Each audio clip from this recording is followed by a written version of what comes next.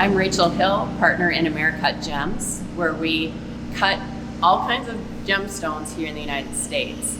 And I'm at one of our main sources, Rock Creek, Montana, at the Potentate Mine. And it's a sapphire mine where we receive their rough and then we cut it into the All-American Sapphire. That's mined, cut, and polished, all in the U.S. And I'm with Warren Boyd here, who's a marketing director of Potentate's Mine in Rock Creek, Montana.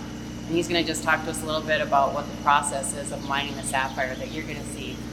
This is the Rock Creek Sapphire Mine, and we're producing a whole range of sapphires from the smallest to the largest in all different colors and shapes and sizes.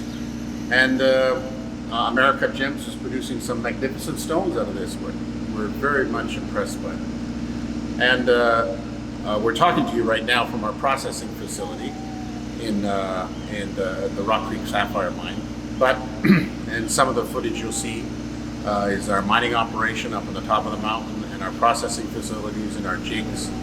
But the sapphires here are actually quite easily accessible.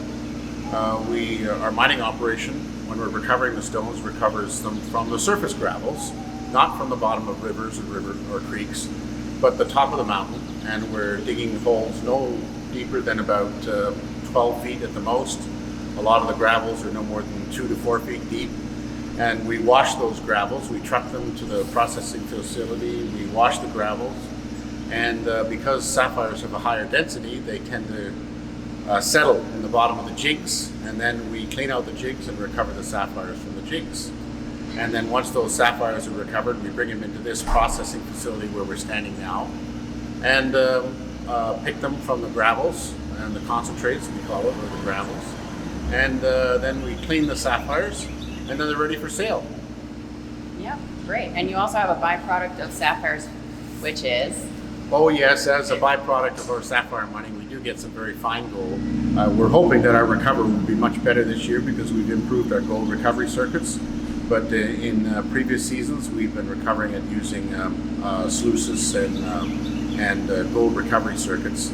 Okay, so why don't you explain to us what the licensing process is here for mining in Montana? Of course. I should point out that the area where the sapphires are produced is actually owned by us as private property, more than 3,000 acres. It's a very large, extensive area, and that's private property.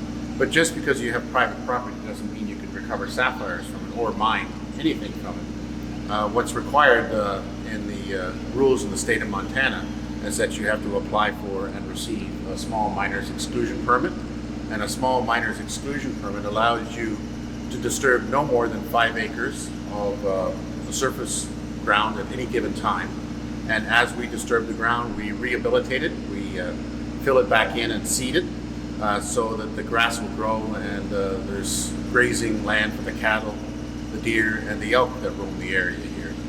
And so we have 2 small miners exclusion permits, one near the processing facility here and one over on the west fork of Rock Creek where we're mining our sapphires. Under the area that we disturb, it includes the settling ponds where when we wash the gravels, we completely recycle the water. About 90% of our water is recycled. And the recycled water means we don't have to put water into the creeks or the local environment. And it's very important from the Department of Environmental Quality's perspective that we don't muddy up any of the local streams or creeks.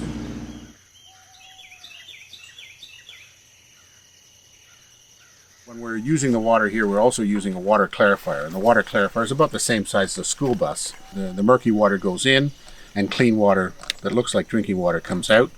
And we use a flocculant in there to get the suspended clay out.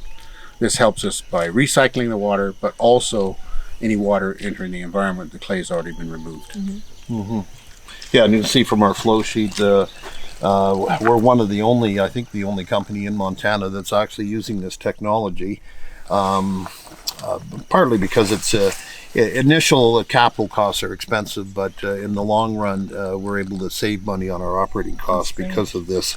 And this is a typical flow sheet that we have, and you can see that as our tailings come out, we take out part of it, the sand size, with a sand screw, and then the overflow slime goes into our clarifier, and that's where it comes out as clear as that bottle of water that Warren is holding there, and we recirculate the water back to our plant.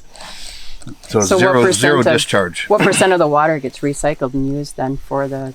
Approximately 80 to 90%, and the only losses would be in spillage, and there is a little bit of moisture still left in the tailings, but that's the makeup water, the 10% of makeup water that we put back into the system.